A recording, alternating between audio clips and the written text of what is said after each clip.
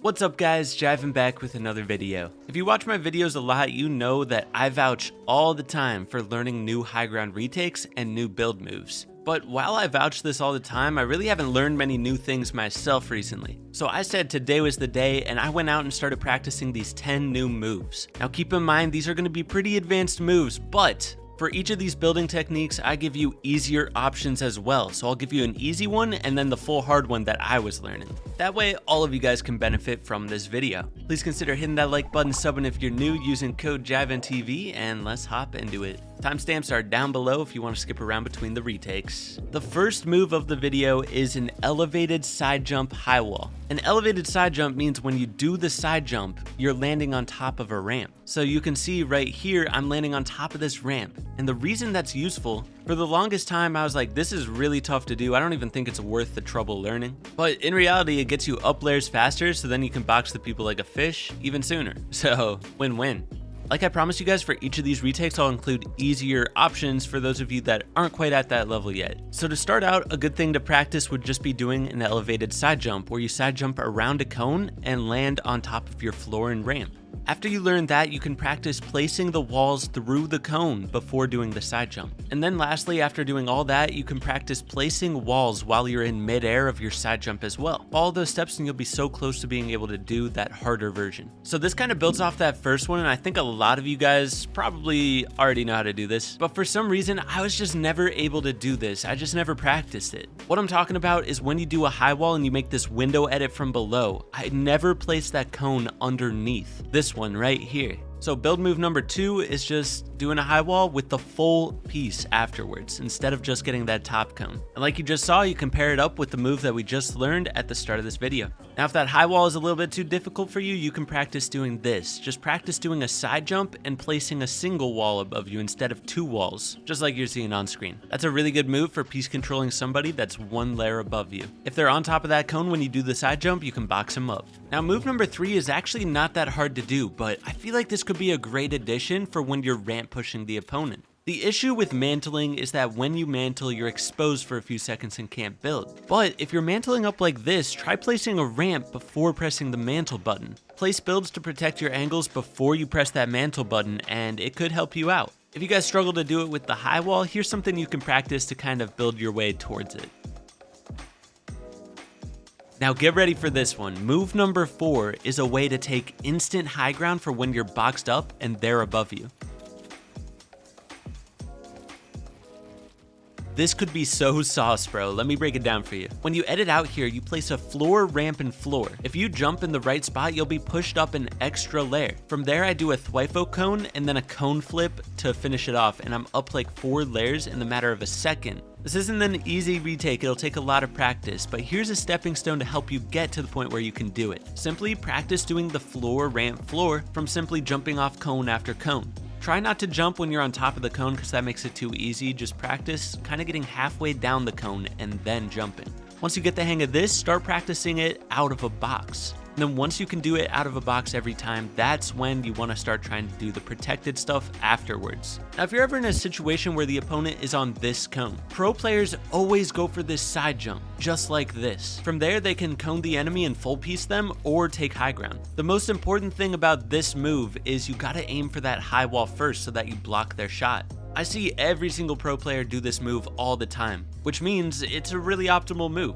but I never really do it in my own game, so I hopped into creative and just practiced it on repeat so I could get the muscle memory down. That way when I have the opportunity in a real game, I'm ready to go. Now, if it's hard for you to hit that weird angle side jump, practice doing it like this first as a stepping stone.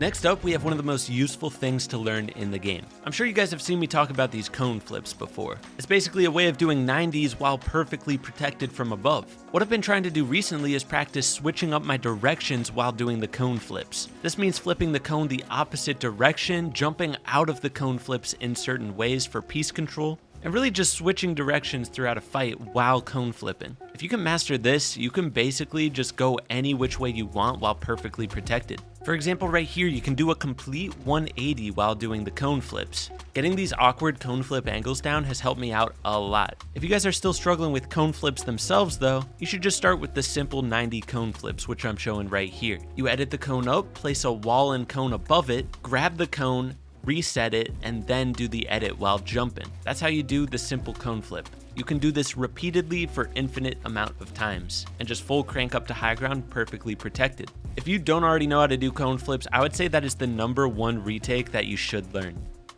The next building technique that I've been working on in my own game is this. When you do a double edit, try and place that wall directly after. That way if they try to pre-fire your double edit, you block their shot. I know this is something that's been around in the game for a while, but I still notice myself getting pre-fired on these double edits. So I've just been trying to practice here and there in creative, practice doing the double edits optimally.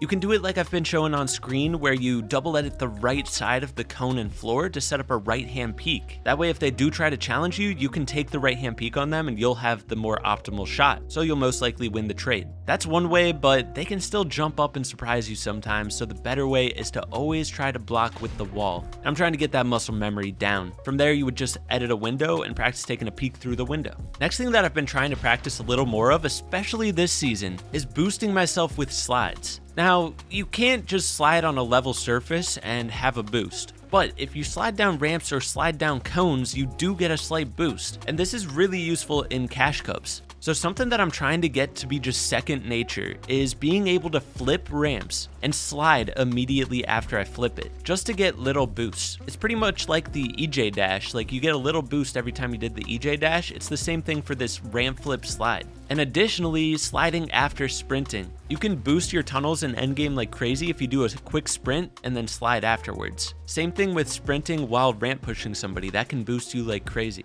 So I've just been practicing doing all that stuff in creative, and it's definitely helping me out.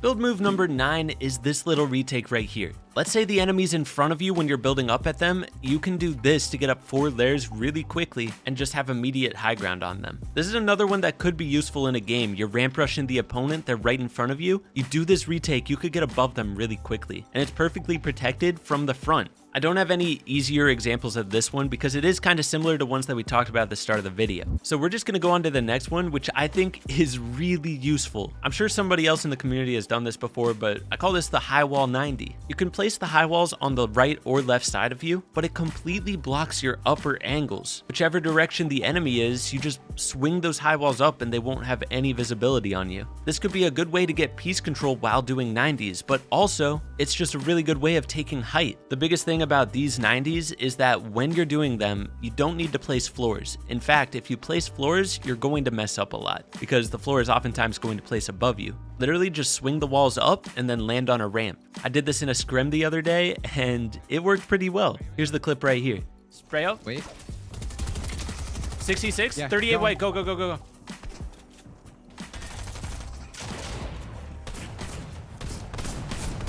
About to be dead.